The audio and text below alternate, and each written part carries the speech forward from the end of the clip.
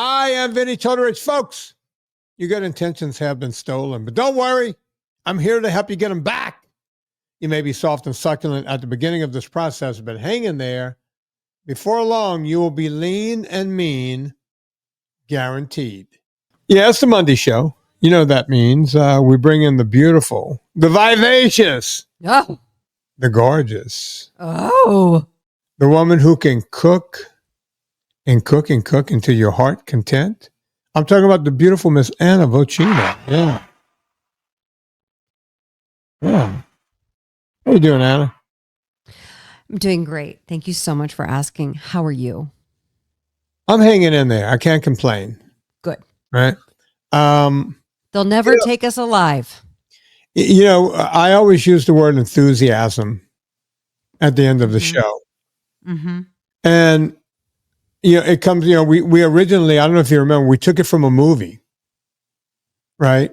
Where I thought it was Put Life into Living was a Joe Bonadonna thing, but then it was about a blowjob. So I was confused. You know, no, the Put Life into Living is what Joe Bonadonna had written on his right. business card over. He's the only guy that owned a gym, Joe's Gym, and had a business card. Yeah. I don't know who he was a gentleman. You know, Joe, you know, he's like, hey, I'm a businessman now. I must have a card. Yeah. And on his card, it said, Put Life into Living. That's what he put on his card. And I went, you know what? I got to use that. Joe's not using it anymore. He's dead. The guy meant more to me than anyone else in the world. And by the way, folks, it was no secret. My closest friend in the world, he did more for me than anyone else. He was my parents' age. He would be in his mid to late 80s now if he was still alive. But lifelong steroid user and didn't see his 61st birthday, Oof. I don't think. That's rough. Yeah, and look, he was the man who kept me off of using any kind of junk. You know, he was the guy that got me scared of any kind of drugs. He goes, look, once you start these things, they're hard to stop. He kept trying to stop, and he goes, he had a fear of smallness, a fear of feeling and looking weak. And, you know, I guess in a weird way, I guess now we would look at it and go, it was body dysmorphia because Joe was built like a brick shit house, but, you know, couldn't ever get off of the drugs. But did you ever see pictures of him younger? What he looked like, what his physique was like? He was working out in the 50s when my parents, you know, so, you know, he grew up back of town. You know, they called it back of town. It's where the Italians lived. They called it Frogimo because there was, it's just swampy and frogs everywhere and everything. And that's where the Italians originally lived. And my mom grew up with Joe, and I've seen pictures of Joe when he was young. He was always very fit. Football player in high school and the whole thing. I didn't see any pictures before, you know, when he was in high school. So I don't know. But a man that meant a lot to me in my life. You know, I wrote about him in my book. I'll never forget when we were writing the book, one day I mentioned to Dean Laurie, who was helping me put the book together. I said, yeah, Joe's brother, Meatball. And Dean looked up and he goes, Meatball? I said, yeah. He goes, Meatball Bonadonna. I said, yeah. He goes, you actually know a man named Meatball Bonadonna? And I said, yeah, it's Joe's younger brother. And he goes, how have I known you for all these years and you've never brought up Meatball Bonadonna? But as you know, in Donaldsonville, people have funny names. Joe's wife, her name, his original wife, they were divorced. Her name was Teapot. Ask me what Teapot's real name was. I couldn't tell you. I just knew her as Miss Teapot. But that's the kind of town I grew up in. But the whole motivation thing, the whole enthusiasm came from a movie called The Untouchables with Robert De Niro. When he's walking around the table, he's playing, literally he plays Scarface in this movie. He plays, you know, the head of the mafioso. And he beats a man to death at the table with a baseball bat, but he talks about enthusiasm. Most people would see that as a really negative thing, but I always think about enthusiasm and what that means, right? Life, and bear with me, folks, because I'm getting somewhere with this. life is a funny thing. You know, we all know our birthday, but we don't know our death day, right? We don't know how much, from day one, we don't know how much time we have. And you can go, what about people that commit suicide? There are people who have shot themselves in the head and lived. There's a famous football quarterback who shot himself in the head, put it under his chin, and he's alive today to talk about it, right? That's rough. So you don't know your death day, and you don't know what's in it for you, right? But we know that we have X amount of time on the planet, and you could do whatever you want with that. You want to take drugs and ruin your life that way, you can. You want to sit around and eat the wrong kinds of food and don't exercise, you know, more power to you. Do whatever you want. And then there's people that want to, you know, go, you know, I want to be as healthy as I can for the rest of my life so that I can have a good life all the way to the end, right? So we're all over the page. But then there are other things. I've told the story before, but it bears repeating here. Back in 1985, I was fresh out of college. I was the head strength coach at Newman School. It's the school where the Manning kids went, right? I was the head strength coach there. And I was into cycling at that point. I was done with football. I went from weighing 225, 215 to 225 when I was playing, you know, and I gained weight. I got up to 275 pretty quickly. Didn't like that. I parked my car. I bought a bicycle, and anywhere I had to go, I rode the bicycle. That's how I started losing weight. Before long, I found myself riding the bicycle even when I didn't have to go somewhere. I just fell in love with it. And then, you know, you start burning through tires and everything else. So you have to go put new tires on the bike. And I would find myself in a bike shop, and they had bicycle magazines in there. They had Velo News and this sort of thing. And I would read it. And one day I read an article about the Ram, the race across America. It's called the Ram. And I found it fascinating because the Ram had one rule. You followed the route that was set forth by Ram, and you went from the West Coast to the East Coast on that route. And there was no like in the Tour de France, every day there's a stage. You go 100, 150 miles a day, and then you stop and you eat and you sleep and you do everything else. The Ram is when they say go, everyone takes off in California at the beach, and you don't stop until you get to the East Coast at the beach, about 3,200 miles later. And the year I read the article, they were talking about a man named Pete Penseers. And Pete Penseers had just set a new record for Ram. And that record stood for a lot of years. It was 8 days and something. The man was sleeping less than 2 hours per night. As a matter of fact, guys that did the Tour de France said this is not a bike race. It's a sleep deprivation contest, right? And I was fascinated with this race. I've read that article 8 or 10 times. I was like, who is this Pete Penseers? He must be a multi-millionaire to be able to take the time to train, to be able to go coast to coast, have a car follow him to hand him food so he doesn't have to stop. This man must be worth buku bucks.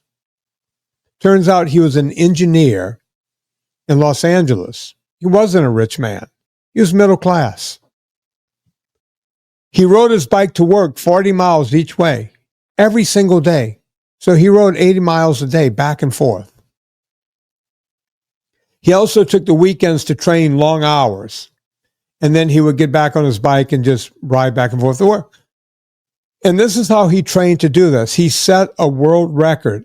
And he was just an ordinary guy with an ordinary job.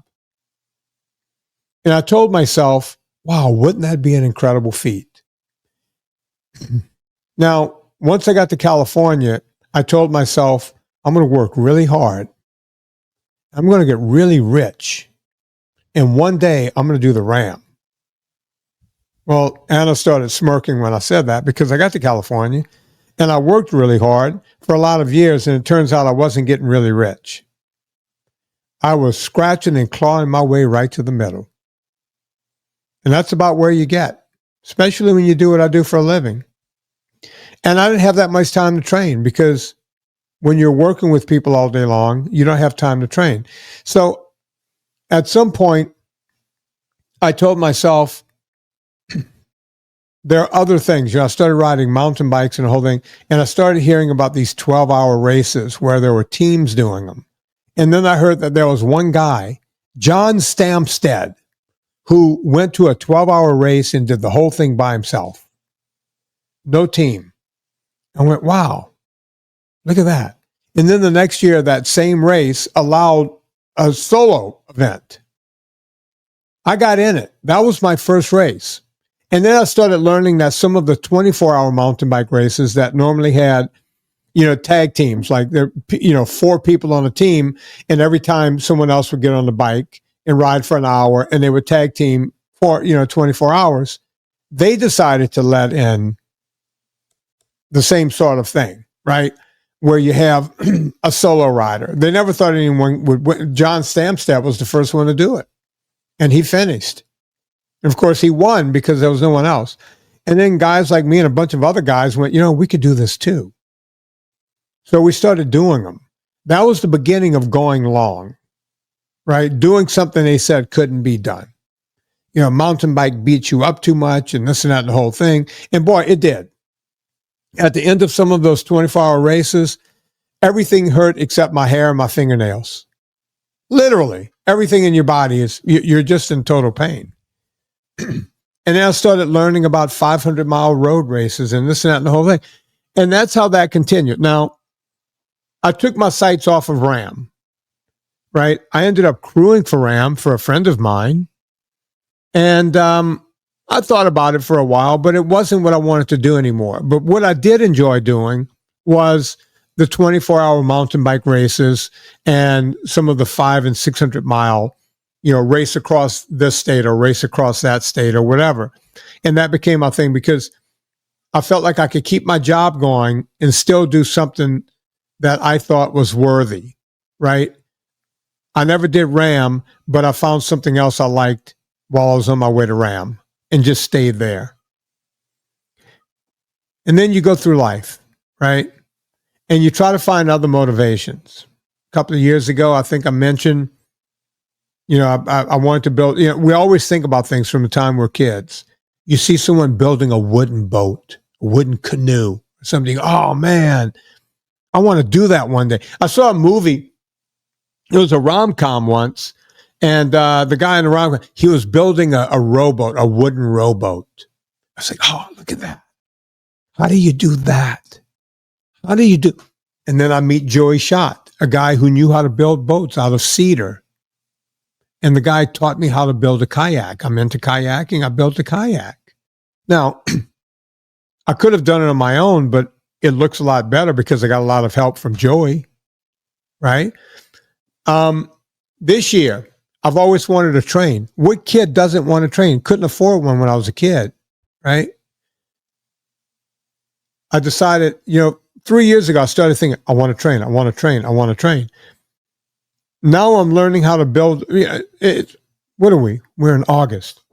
I started working on this project in January. Now, this project would not be anywhere near where it is if it wasn't for a guy, right? Brett Jones, the guy who owns Rail Tales and Crafty Fox.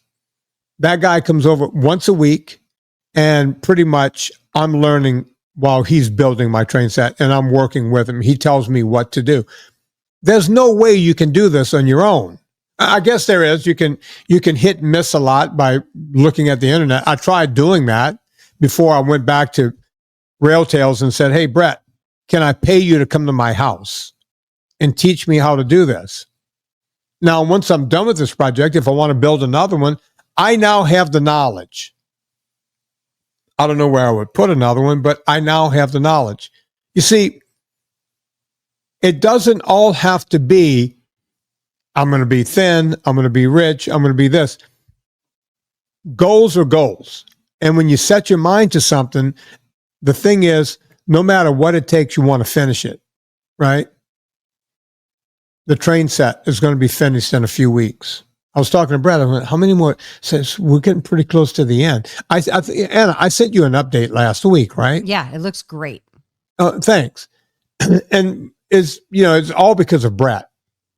But I learned something, and I know how to work with little paints, and I know how to use this and that and foam and everything else. And I'll put it out online whenever it's done. But the idea is nothing gets done unless you start with day one. And that sounds pathetic to say. It's like, oh, geez. But it's exactly how you do a documentary. It's exactly how you write a book. It's exactly how you start a vitamin company. It's exactly how you start a coffee company. I didn't know anything about any of those things, right? Without Peter Pardini, I wouldn't have ever known how to make a documentary, right?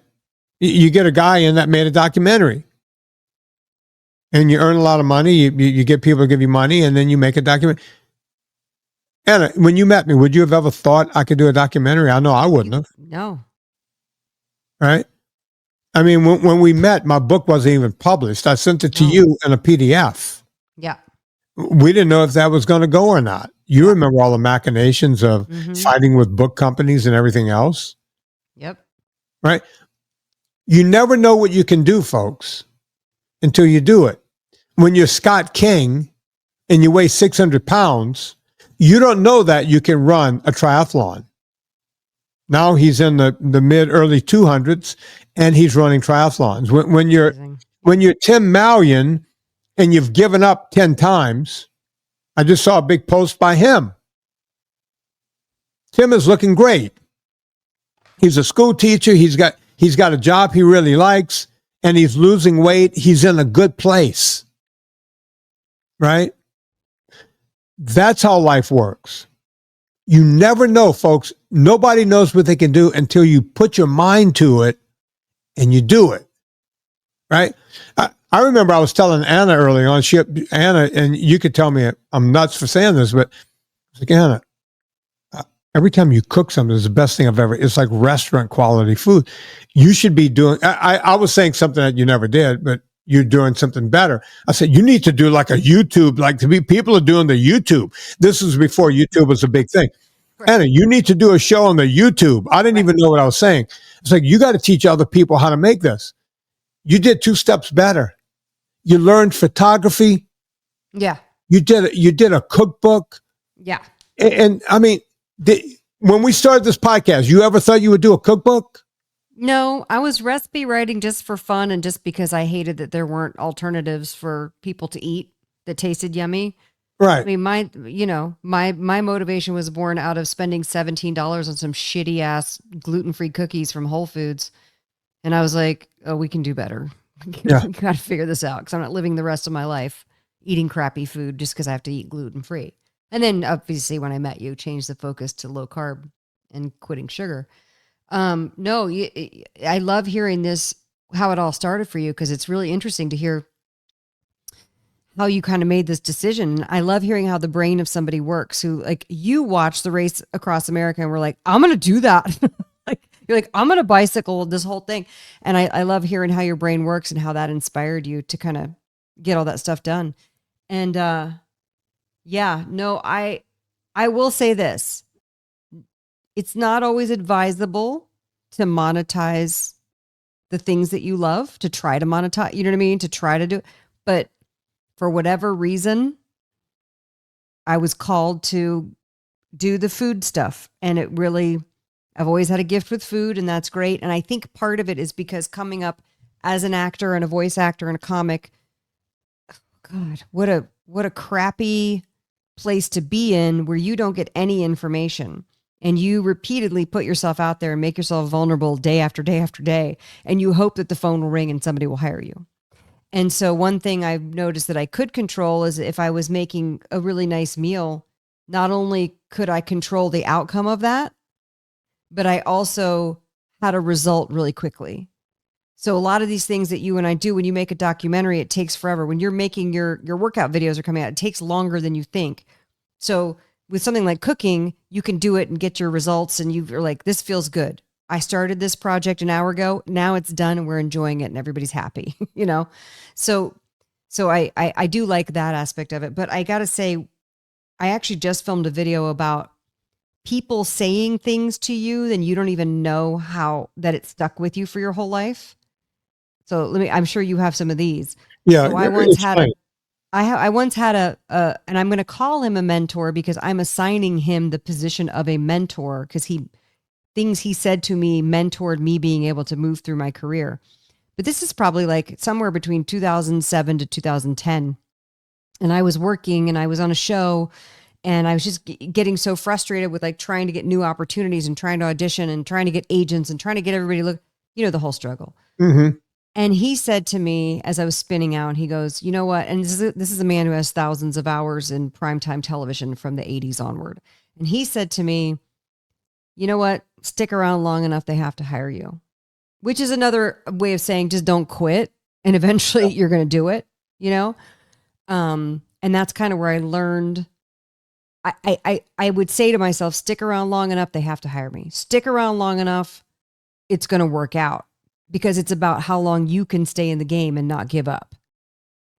And not that anybody's actively trying to get you to give up, but if you give up, you're certainly not going to win. Right. Right. And then another phrase was from the beautiful Miss Andrea Anders, who is shooting season 4 of Ted Lasso right now as we speak. She said to me as I don't even remember what it was. Something with Eat Happy Kitchen was really stressing me out and it was really hard. And, but there's so many stressful moments with this company. I don't even remember what it was I was stressed about at that particular moment. Right. Yeah. But something, and she said, because, her brother is a very, successful hot tub time machine.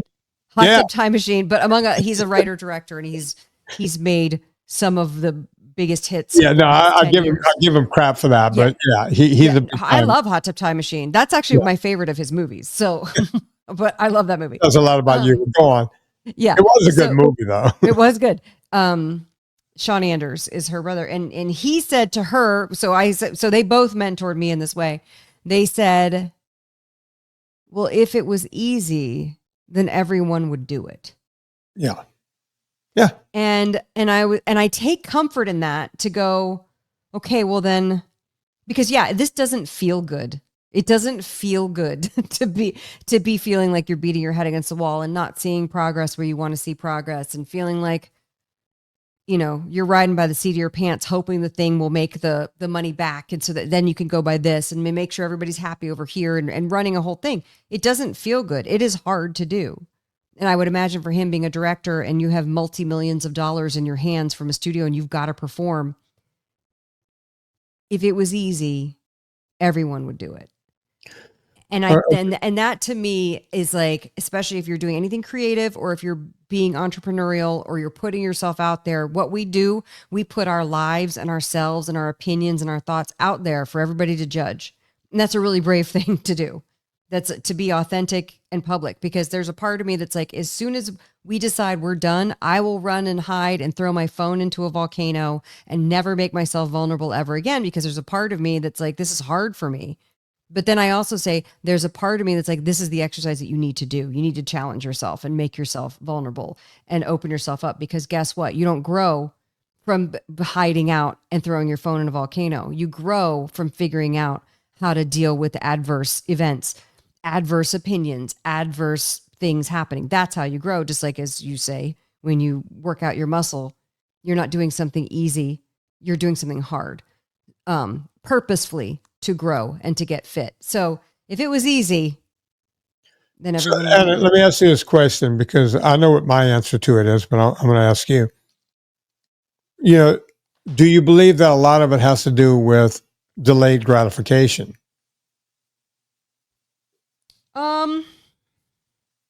Is that another way of saying willpower? In a weird way, yes. But sometimes you have. Let's just use the kayak metaphor, right? You're standing there with lumber, right? Yeah. I could go out and buy, a kayak for a lot cheaper, right? Than making one. than making one, and I could be floating the next day, right? I can be out there on the water the next day. Right. But knowing that I went to Joey Schott's, place for the total of 320 hours and sanded on this fucking thing and put it together and, gluing all of this together and just doing all of it and just delayed gratification. I mean, the first time I walked into a gym when I was a kid, I wanted to look like the strongman I saw in the magazine. I wanted to look like Joe Bonadonna. But I was this young, scrawny kid, right? But in my head, I knew that if I just went there every day, I didn't even know I was too young to know how the body worked, right? Joe would let me do push-ups and pull-ups and, put like a hollow bar on my back and have me do squats with no weight, right? But in my mind, it was like, I just got to keep doing this and I'm going to look like him, right? And it took years. I mean, all of it takes years.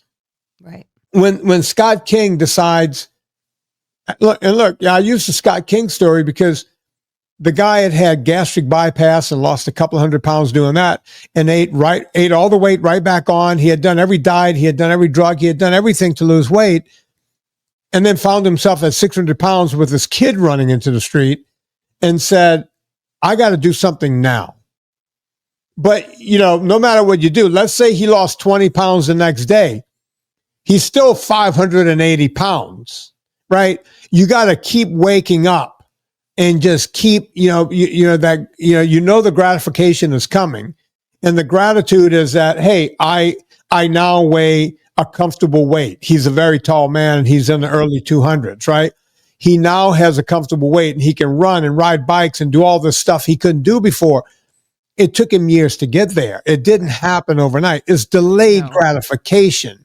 When you decide to write a cookbook, I remember one of the first things you told me is like, I tried to hire a food photographer and it was going to cost thousands. Was it thousands? It was $30,000 and that would only be about a third of the recipes would have photographs. Yeah. So and the photographers are all very good. And that was an average, by the way, of getting several quotes, about $30,000. Yeah. So the story, and Anna could tell you the story better because we're talking about motivation here. She went out and bought a camera and I looked at that and part of me wanted to say, Anna just lost her freaking mind. Yeah. And another part of me went, oh, she just paid a lot of money. I'm looking at this camera and Serena had cameras. So I was like, she just paid a lot of money. I've since bought a nicer camera since then, but yes, it was. But then you learned how to photograph food, right? That's not easy to do. You have to. No. I know what that takes because I hate doing this. I become George Costanza, but I used to be a hand model. And I know what it takes. Like my hand would go like into a box with lights all around, soft lights and all this kind of stuff. And my hand would be in a box picking out Kleenex or whatever. Right. I know what it takes for up close photography. I used to watch them put this together. You have to learn how to do that with food. Right? Yeah. Well, and how to light it and arrange it and style it and make it look beautiful, make it look edible. And my goal always with food photography is I want it to look like it looks on its best day, but it can't be fake. It can't be like, right. You know what I mean? It's got to be, it's got to look like the best version of it. It's almost like when an actor gets a headshot. Look like you. We need you to look like you, but on a really good day. The best version of you. The best version of you. And I don't think people, like if someone got Eat Happy or Eat Happy 2 or Eat Happy Italian, they need to understand you didn't just do those recipes. Right. That's her, folks. That's Anna Vocino. I mean, by the way, the publisher for the third one, they don't pay a photography thing. That's just me being anal because I want things to look the way, or else I'd have to pay somebody else to do it. I'm like, well, I'm not going to pay somebody else to do it. I want things to look the way I want them to look. So same thing with the cocktails. I had to learn for the cocktail book. I had to learn how to shoot cocktails, which by the way, is a totally different animal. I didn't know. But anyway, yeah, it's an interesting thing. I think you kind of figure out real quick. Delayed gratification is interesting. When you were telling the story about walking into Joe Bonadonna's, I was thinking of Christmas 1974. My mom takes me to the Kennedy Center to see the Nutcracker. The American Ballet Theater is doing the Nutcracker with Baryshnikov dancing the role. Not Gelsey Kirkland was not there at that time. It was Baryshnikov. And I'll never forget it. One of my earliest memories is watching this. And that's when I was like, I'm going to be a ballerina. This is the best thing I've ever seen. I love this so much. 2 weeks later, I start ballet class and I walked in the studio and I said to my mother, where are all the people? And she was like, yeah, honey, that's not, you mean the audience? And I was like, yeah. Where are they? Like how I wanted to watch the dancers, or aren't they going to want to watch me? She's like, no, babes, that's not how it works.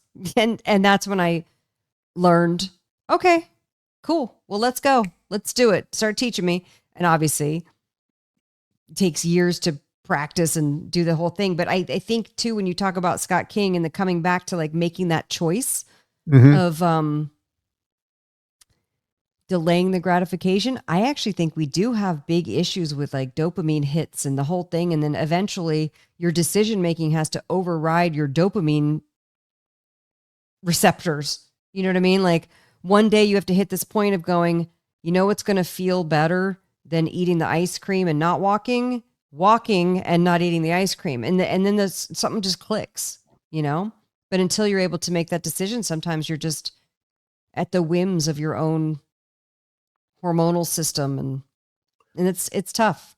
All right. So Anna, remember, and I think this is the current generation's term, all of a sudden, remember a couple of years ago, everything was, hey, if you want to be successul, you got to do something for 10,000 hours. Remember that whole deal? Oh, yeah. And that was a Malcolm Gladwell book.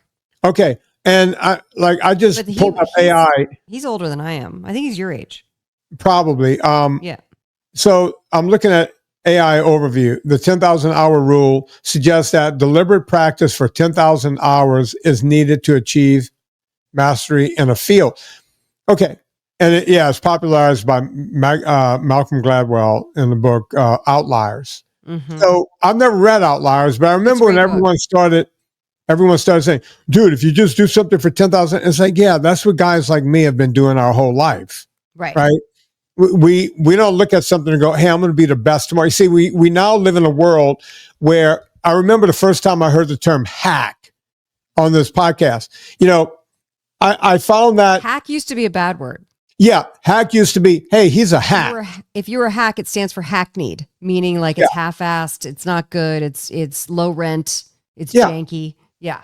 If something's hackneyed, like a joke, like a comic who's a hack, his jokes are hackneyed. They're not well crafted. Exactly. And then hack became, hey, you can hack this. You don't have to do the work. You could just get the outcome, right? You don't have to do the algebraic equation and then have the answer at the bottom. You just hack it. Right. I would just give you the answer. Well, now it's AI. You just AI it. You just AI. I just AI 10,000 hours, right? But I'm doing a podcast, so I want to, but the bottom line is I'll probably go read Malcolm Gladwell's book now just to see what it says. But look, we do this all the time. We want to hack everything. Hack, bah, bah, bah, bah, bah. But I'm telling you, it's in the process. It's what's in between the words, right? It's between the lines. That's where the good stuff is in life. That's where the nougat is. That's where the good stuff is.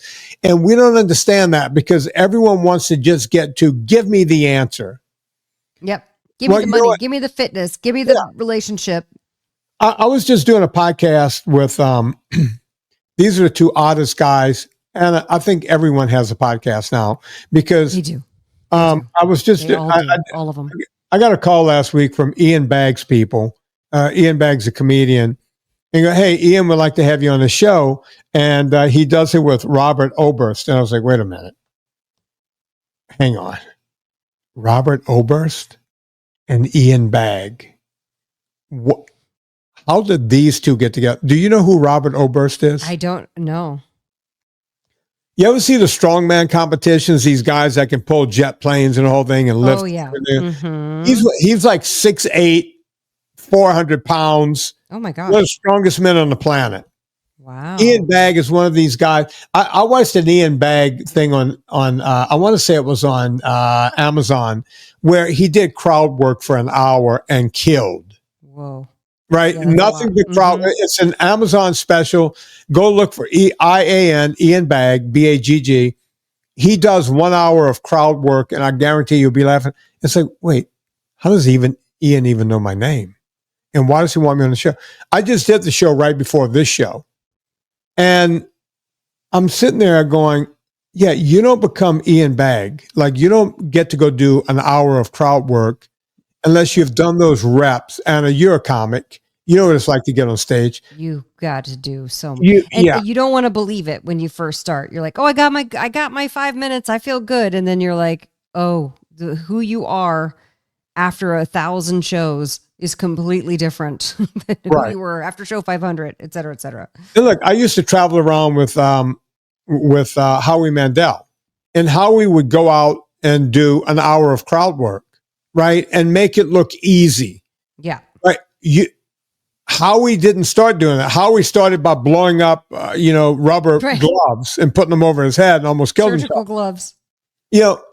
I used to watch Howie back in the 80s. We became friends in the early 2000s, and sometimes he'd take me with him, and I would sit backstage and just marvel at not two shows were ever the same, right? Right. Ian Bagg can do that. And then you take someone like Robert Oberst, you don't become one of the strongest men in the world just by being big. Right. Right? This takes hard work. Yeah. Right. And he's out there doing, and when you're talking to these guys and they want to have you on their show, they already know that you're going to bring the goods, and you know that they have the goods, right? They've done their homework. They know what's going on. You don't become a Robert Oberst overnight. This guy's known worldwide. Right. And I come on a show and he's telling me before we're going, dude, I'm a big fan. And I'm like sitting there going, how do you know my freaking name? You're Robert Oberst, right? But, that's what they do, right? These guys, they spend you want 10,000 hours, 20, 30, 40, 50,000 hours. Yeah. That's how you get to be Ian Bagg. That's how you get to be Robert Oberst. That's how you get to be Vinnie Tortorich. Yeah, I got like 100,000 hours and I'm still nobody. So, welcome to my it world. doesn't work for everyone. There you go, Malcolm. We're going to take a quick break here, and we're going to be right back. Villa Capelli olive oil. Ooh, it's so good. Villa Capelli. I was at the gym the other day, and I was talking to Philip and Kim. Okay. See, I gave you the real names. That's how you know I'm not lying. Right. Philip and Kim, they're a couple. Yeah. And you know what? They're one of those couples that look younger than their age. I want to say Kim is probably, I think she told me she was 54, 55, and I think Philip is a year or two older. But they look young because they're still doing young things. They're a couple, they're grandparents, right? For God's sake. They don't look like he rides his motorcycle to the gym. He's got one of those crotch rockets, right? And she keeps herself in great shape. And she came over and pumped me for a little information. She was like, hey, Vin, I know you own a supplement company, but what should I be taking? I said, well, everyone should take a multivitamin. She goes, yeah, I take a multi. As a matter of fact, I take yours, and I take your magnesium and your vitamin D3. And I was like, great. She goes, are there any supplements? I know you don't sell every supplement. Is there any supplement I should be taking besides that? And I said, yeah, at your age, menopause, the whole thing. Yeah, get yourself some creatine, some good German, some Creapure. Get that brand, and olive oil.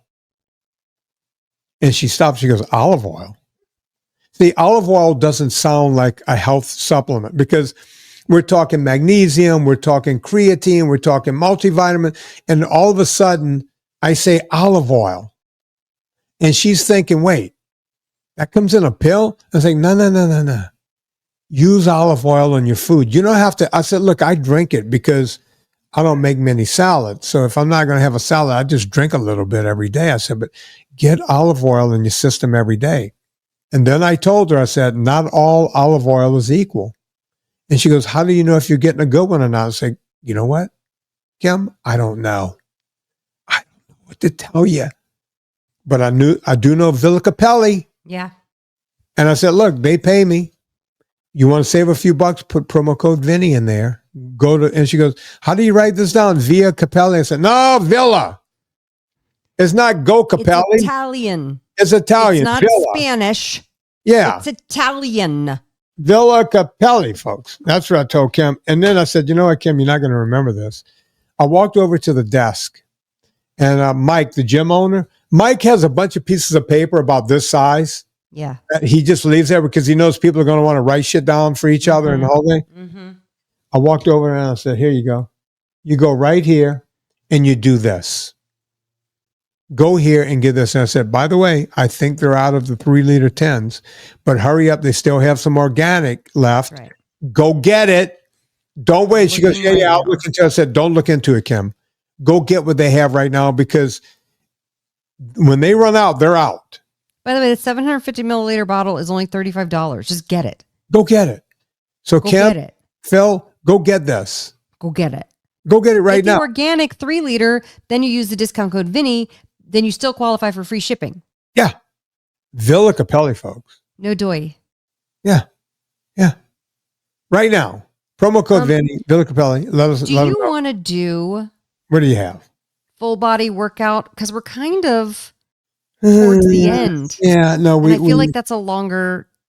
Yeah, no, we can't give that short shrift. No, we have to give it its full body weight. Yeah, we got to give it its full body weight. We're going. And by the way, folks, I'll do it next week. And I'm going to tell you, I'm going to give some exercises, but with some of them, you're going to want to have, and I'll tell you this, if you don't have it already, the one I have is what's it called? The yellow one, Anna.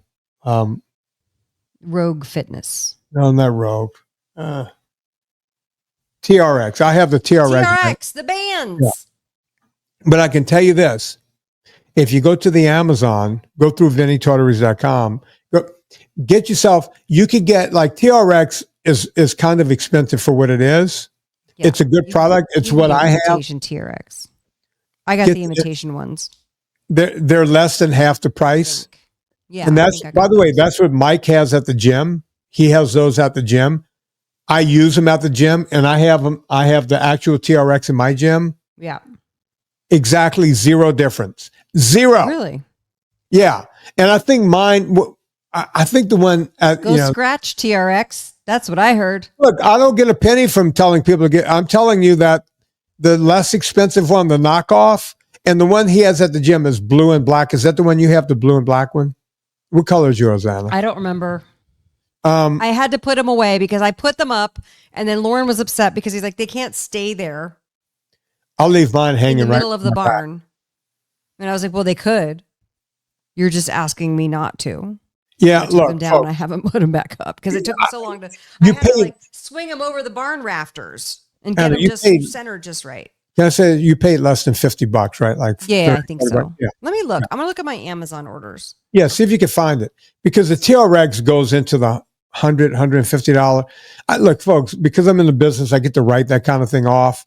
There's no, and had I known that the ones were just as good, the cheaper ones, I would have gotten them.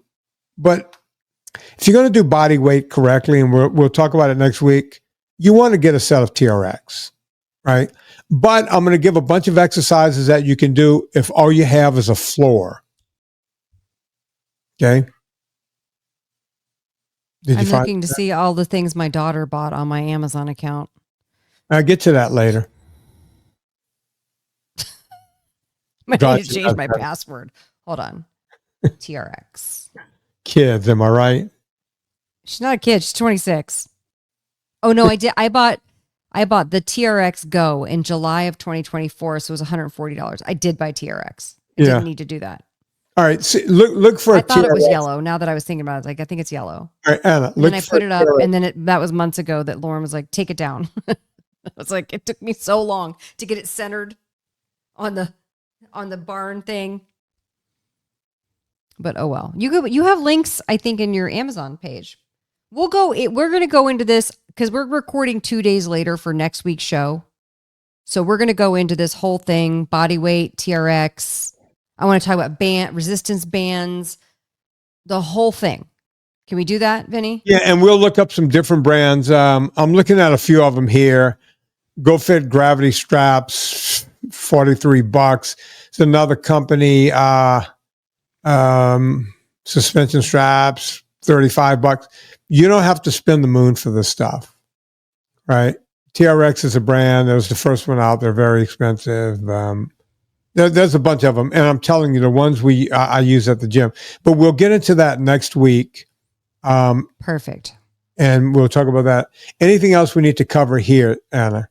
I want to give a shout out to, I guess I had written in my e-blast this morning, I was like, because, I always say I love after July 4th through Labor Day, because you can really dial in, as long as you're not on some crazy vacation, you can really dial in your eating, because there's not a lot of things happening, not a lot of holidays, And so I said in my e-blast this morning, I was like, how are we doing?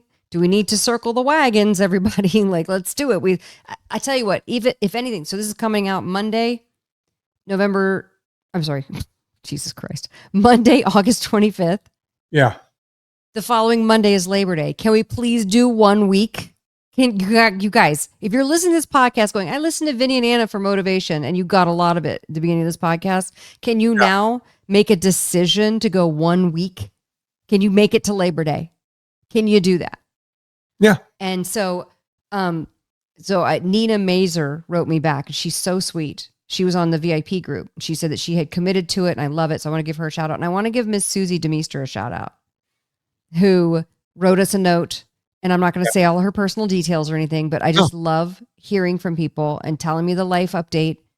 And, but one thing she's talking about is that stress will keep you from losing weight. Absolutely. And by the way, I'm having a consultation with Susie DeMeester on Friday, the Friday before the show comes out. I'm looking right over at my book. I have her on Friday afternoon, the 22nd. That's great. And by the way, folks, if you're not in a VIP group, and if you have the means, opened again? No, I'm going to open it to allow people in. I'm the worst businessman in the world. I'm going to put all the workouts when they come out. They're going to be free for the VIPs. For the VIP group. So I'm going to open it up to give people a chance to join VIP. How are they going to be delivered? Are they going to be streaming? Are they going to be like you download them, you own them, or like how? They're yours. You're going to download them. They're going to be yours. Oh, and you're that's going to have videos. Vinnie. Yeah. Yeah. So I could put a workout on my phone and then go to the gym and do the workout. And just pull it up and stop it at each exercise. So let's say you go, okay, I know how to do the bench press. I got that figured out. Right. You just skip right to the next thing. And if you know, and if you don't know what to do, and by the way, it's not going to just be when you get it, you're going to get the video showing you how to do each exercise by yours truly, but you're going to also get a written version of it. And we're going to also have a thing. Yeah. Like a PDF thing. So you're going to have both. And for anyone else that's not in a VIP group, I'm putting out 3 different weightlifting routines. Yeah. So they're going to either be $40 or $50 per routine, right? Which is about 1/3 of what I'm told I can charge. I'm told that you're supposed to sell these for about $150 each. Really? Each workout I'm selling is going to either be $40 or $50. I got to figure out what the math is. And if you buy all 3 of them up front, I'm going to give you a big discount. Like one of them is going to be 3 for the price of 2 for the price of. I'm going to charge for 2. You're going to get 3 or something like that. So and let's then say you get 2 for twice the price. And then, no, look, the bottom line is for like $100, you'll get all 3 of them. So let's say your wife wants to do the 2-day routine and you want to do the 4-day routine. You might as well have the 6-day routine in case you ever want to go to that. Buy them all. Whatever you'll have 2, them you're all. in for 3. Well, look, people have different schedules. The schedules change. And if you bought all 3, then you have them. They're always there. Right. So, I'm excited about the whole thing. Folks, I'm now addicted to Anna's, I call them cheesy puffs, but that's not what she calls them. No. No. Bites. Cheese bites.